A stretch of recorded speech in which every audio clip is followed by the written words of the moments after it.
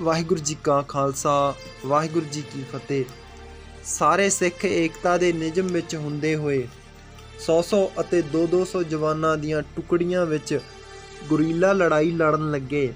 ਸ਼ਾਹੀ ਲਸ਼ਕਰ ਤੋਂ ਬਚਣ ਲਈ ਸੰਘਣੇ ਜੰਗਲਾਂ ਦਾ ਸਹਾਰਾ ਲੈਂਦੇ ਸਨ।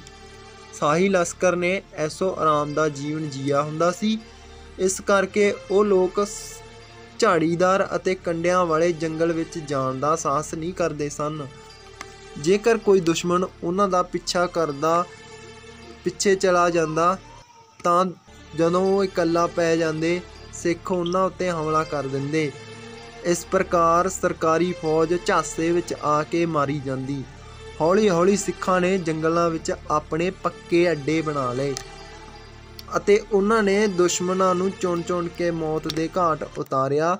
ਜਿਨ੍ਹਾਂ ਨੇ ਉਹਨਾਂ ਦਾ ਘਰ-ਬਾਰ ਨਿਲਾਮ ਕੀਤਾ ਸੀ, ਉਹਨਾਂ ਦੇ ਸਰਕਾਰੀ ਅਧਿਕਾਰੀਆਂ ਨੂੰ ਖਤਮ ਕਰ ਦਿੱਤਾ, ਜਿਨ੍ਹਾਂ ਨੇ ਉਹਨਾਂ ਦੇ ਪਰਿਵਾਰਾਂ ਨੂੰ ਸਜ਼ਾਵਾਂ ਦਿੱਤੀਆਂ ਸਨ। ਬਹੁਤ ਸਾਰੇ ਡਰਪੋਕ ਲੋਕਾਂ ਨੇ ਸਿੱਖਾਂ ਦੀਆਂ ਜਾਇਦਾਦਾਂ ਵਾਪਸ ਕਰ ਦਿੱਤੀਆਂ।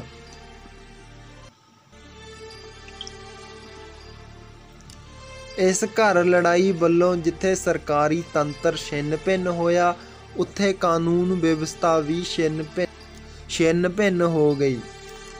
ਇਸ ਸਮੇਂ ਦਾ ਮੁਨਾਫਾ ਚੁੱਕਦੇ ਕਈ ਸਮਾਜ ਵਿਰੋਧੀ ਲੁੱਟਮਾਰ ਕਰਨ ਲੱਗੇ, ਜਿਸ ਕਾਰਨ ਆਮ ਲੋਕਾਂ ਵਿੱਚ ਅਸੁਰੱਖਿਆ ਦੀ ਭਾਵਨਾ ਵੱਧਦੀ ਚਲੀ ਗਈ। ਪਿੰਡਾਂ ਦੇ ਲੋਕ ਆਪਣੀ ਸੁਰੱਖਿਆ ਆਪ ਕਰਨ ਲੱਗੇ ਸਨ। ਉਹ ਆਪਣੀ ਸੁਰੱਖਿਆ ਲਈ ਪਹਿਰੇ ਦਿੰਦੇ ਸਨ, ਪਰ ਵੱਡੇ ਪੈਮਾਨੇ ਉੱਤੇ ਹੋਣ ਵਾਲੇ ਹਮਲੇ ਦਾ ਸਾਹਮਣਾ ਕਰਨ ਲਈ ਟਿਕ ਨਹੀਂ ਪਾਉਂਦੇ ਸਨ। ਜਦੋਂ ਤੱਕ ਸਰਕਾਰੀ ਸਹਾਇਤਾ ਉਹਨਾਂ ਤੱਕ ਪੁੱਜਦੀ, ਹਮਲਾ ਕਰਨ ਵਾਲੇ ਆਪਣਾ ਕੰਮ ਕਰ ਚੁੱਕੇ ਹੁੰਦੇ ਸਨ। ਦੂਜੇ ਪਾਸੇ ਫੌਜ ਦਾ ਮਨੋਬਲ ਪੂਰੀ ਤਰ੍ਹਾਂ ਟੁੱਟ ਗਿਆ ਸੀ।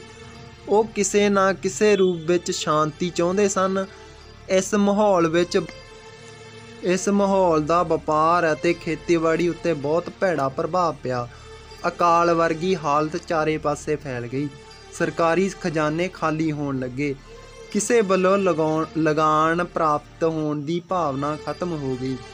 ਲੋਕ ਡਰਦੇ ਖੇਤੀਬਾੜੀ ਛੱਡ ਕੇ ਹੋਰ ਇਲਾਕਿਆਂ ਵਿੱਚ ਜਾਣ ਵਿੱਚ ਆਪਣਾ ਫਾਇਦਾ ਸਮਝਣ ਲੱਗੇ। ਅਬਦੁਲ ਸਮਦ ਖਾਨ ਨੂੰ ਆਪਣੀਆਂ ਨੀਤੀਆਂ ਬੁਰੀ ਤਰ੍ਹਾਂ ਅਸਫਲ ਹੁੰਦੀਆਂ ਵਿਖਾਈ ਦੇਣ ਲੱਗੀਆਂ। ਉਹ ਫਿਰ ਤੋਂ ਸ਼ਾਂਤੀ ਸਥਾਪਿਤ ਕਰਨ ਲਈ ਸਿੱਖਾਂ ਨੂੰ ਮਨਾਉਣ ਲੱਗਾ। ਉਸਨੇ ਸਾਰੇ ਸਿੱਖਾਂ ਦੇ ਵਿਰੁੱਧ ਜਾਰੀ ਕੀਤੇ ਆਦੇਸ਼ ਵਾਪਸ ਲੈ ਲਏ ਅਤੇ ਅੰਮ੍ਰਿਤਸਰ ਵਿੱਚ ਸ੍ਰੀ ਦਰਬਾਰ ਸਾਹਿਬ ਦੇ ਦਰਸ਼ਨ ਉੱਤੇ ਲੱਗੀ ਪਾਬੰਦੀ ਹਟਾ ਦਿੱਤੀ ਅਤੇ ਘੋਸ਼ਣਾ ਕੀਤੀ ਕਿ ਸਾਰੇ ਨਿਡਰ ਹੋ ਕੇ ਆਪਣੀ ਖੇਤੀਬਾੜੀ ਅਤੇ ਹੋਰ ਕੰਮ ਕਰ ਸਕਦੇ ਹਨ। ਇਹ ਮੁਗਲ ਸੱਤਾਧਾਰੀਆਂ ਦੀ ਬਹੁਤ ਵੱਡੀ ਹਾਰ ਸੀ, ਪਰ ਹੁਣ ਦੇਰ ਹੋ ਚੁੱਕੀ ਸੀ। ਸਿੱਖਾਂ ਦਾ ਮੁਗਲਾਂ ਉੱਤੋਂ ਵਿਸ਼ਵਾਸ ਉੱਠ ਗਿਆ ਸੀ। ਹੁਣ ਕਿਸੇ ਵੀ ਝਾਂਸੇ ਵਿੱਚ ਆਉਣਾ ਨਹੀਂ ਚਾਹੁੰਦੇ ਸਨ। ਉਹਨਾਂ ਨੇ ਜੀਵਨ ਜਿਉਣ ਲਈ ਨਵੀਂ ਰਾਹ ਚੁਣ ਲਈ ਸੀ। ਹੁਣ ਸਿੱਖਾਂ ਦਾ ਲਕਸ਼ ਸੱਤਾ ਪ੍ਰਾਪਤ ਕਰਨ ਦਾ ਸੀ। ਹੁਣ ਸਿੱਖ ਆਪਣਾ ਸਾਮਰਾਜ ਸਥਾਪਿਤ ਕਰਨਾ ਚਾਹੁੰਦੇ ਸਨ। ਇਸ ਲਈ ਹਰ ਇੱਕ ਸਿੱਖ ਜਵਾਨ ਇਹੀ ਗੁਣਗੁਣਾਉਂਦਾ ਸੀ, ਰਾਜ ਕਰੇਗਾ ਖਾਲਸਾ, ਆਕੀ ਰਹੇ ਨਾ ਕੋਏ। ਸਿੱਖ ਜਵਾਨਾਂ ਨੇ ਆਪਣੇ ਹਥਿਆਰ ਨਹੀਂ ਤਿਆਗੇ, ਉਹ ਪੱਕੇ ਸਿਪਾਹੀ ਬਣ ਚੁੱਕੇ ਸਨ। ਸਿੱਖਾਂ ਨੇ ਆਪਣੇ ਕੇਂਦਰੀ ਸਥਾਨ ਵਿੱਚ ਇਕੱਠੇ ਹੋਣਾ ਸ਼ੁਰੂ ਕਰ ਦਿੱਤਾ ਸੀ। ਬਹੁਤ ਸਾਰੇ ਸਤਾਏ ਹੋਏ ਸਿੱਖ ਜਵਾਨ ਬਹੁਤ ਸਾਰੇ ਮੁਗਲਾਂ ਦੁਆਰਾ ਸਤਾਏ ਗਏ ਜਵਾਨ ਕੇਸਾਧਾਰੀ ਬਣ ਕੇ ਇਹਨਾਂ ਸਿੱਖ ਟੁਕੜਿਆਂ ਦੇ ਮੈਂਬਰ ਬਣ ਗਏ ਸਨ।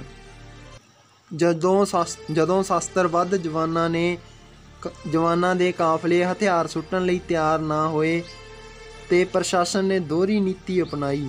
ਸ਼ਾਂਤੀ ਪ੍ਰਿਯ ਸਿੱਖ ਨਾਗਰਿਕਾਂ ਨੂੰ ਕਿਸੇ ਵੀ ਤਰ੍ਹਾਂ ਦਾ ਤੰਗ ਨਹੀਂ ਕੀਤਾ ਜਾਵੇਗਾ, ਕੇਵਲ ਸ਼ਸਤਰਧਾਰੀ ਜਵਾਨਾਂ ਦੇ ਕਾਫਲੇ ਦਾ ਹੀ ਦਮਨ ਕੀਤਾ ਜਾਵੇਗਾ।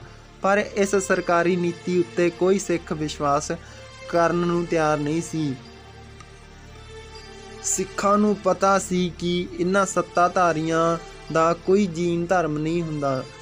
इन्हां दे वादे केवल छलावा देण लई हुंदे हन।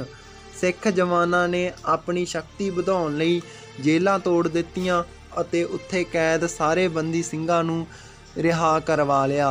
ਕੈਦੀਆਂ ਦੀ ਸੂਚਨਾਵਾਂ ਦੇ ਆਧਾਰ ਉੱਤੇ ਉਹਨਾਂ ਨੇ ਸਾਰੇ ਹਿੰਦੂ ਅਤੇ ਮੁਸਲਿਮ ਸਰਕਾਰੀ ਅਧਿਕਾਰੀਆਂ ਉੱਤੇ ਹਮਲੇ ਸ਼ੁਰੂ ਕਰ ਦਿੱਤੇ ਜੋ ਜ਼ੁਲਮ ਕਰਨ ਵਿੱਚ ਅੱਗੇ ਹੁੰਦੇ ਸਨ। ਸਿੱਖਾਂ ਤੋਂ ਤੰਗ ਆ ਕੇ ਮੁਗਲ ਸਮਰਾਟ ਮੁਹੰਮਦ ਸ਼ਾਹ ਨੇ ਪੰਜਾਬ ਦੇ ਰਾਜਪਾਲ ਅਬਦੁਲ ਸਮਦ ਖਾਨ ਨੂੰ ਕਮਜ਼ੋਰ ਪ੍ਰਸ਼ਾਸਕ ਦੱਸ ਕੇ ਉਸ ਨੂੰ ਵਾਪਸ ਸੁਲਤਾਨ ਭੇਜ ਦਿੱਤਾ ਅਤੇ ਉਸ ਦੇ ਸਥਾਨ ਉੱਤੇ ਪੰਜਾਬ ਦਾ ਨਵਾਂ ਰਾਜਪਾਲ ਉਸ ਦੇ ਪੁੱਤਰ ਜ਼ਕਰੀਆ ਖਾਨ ਨੂੰ ਨਿਯੁਕਤ ਕੀਤਾ। ਇਸ ਦੀ ਨਿਯੁਕਤੀ 1726 ਵਿੱਚ ਹੋਈ। ਇਹ ਆਪਣੇ ਪਿਤਾ ਨਾਲੋਂ ਵੀ ਵੱਧ ਜ਼ਾਲਮ ਸੀ। ਵਾਹਿਗੁਰੂ ਜੀ ਕਾ ਖਾਲਸਾ, ਵਾਹਿਗੁਰੂ ਜੀ ਕੀ ਫਤਿਹ। ਜੇਕਰ ਤੁਹਾਨੂੰ ਸਾਡੀ ਵੀਡੀਓ ਚੰਗੀ ਲੱਗਦੀ ਹੈ ਤਾਂ ਸਾਡੇ ਚੈਨਲ ਨੂੰ ਸਬਸਕ੍ਰਾਈਬ ਕਰੋ ਅਤੇ ਵੀਡੀਓ ਨੂੰ ਲਾਈਕ ਅਤੇ ਸ਼ੇਅਰ ਕਰਿਓ ਜੀ। ਧੰਨਵਾਦ।